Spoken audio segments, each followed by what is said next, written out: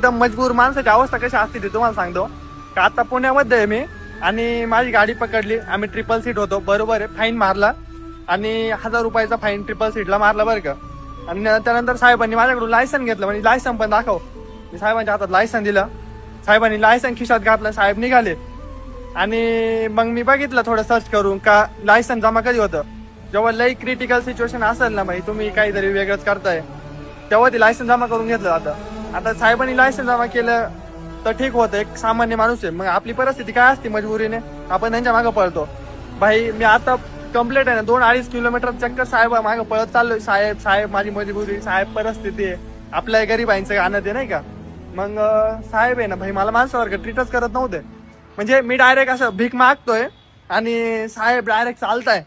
आता मला माहिती भाई रूल आहे, आपण पण एज्युकेटेड, आपण समजून घ्यायला पाहिजे. असं चिंदगिरी आपण करतोय म्हणजे आपली काय ते बिनकामाची मजबुरी आहे.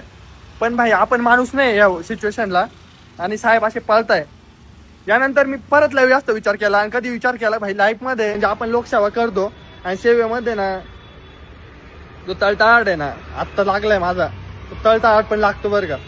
म्हणजे मान्य आहे मला तुम्ही तुमची ड्युटी करताय, पण समोरचा बी माणूस आहे. विसरून ड्युटी जेव्हा करतो ना माणूस, तेव्हा समोरचा लय तळतळाट लागतो, लय घाण तळतळाट लागतो. आणि आता यापेक्षा जास्त काही नाही बोलणार आहे मी, बस.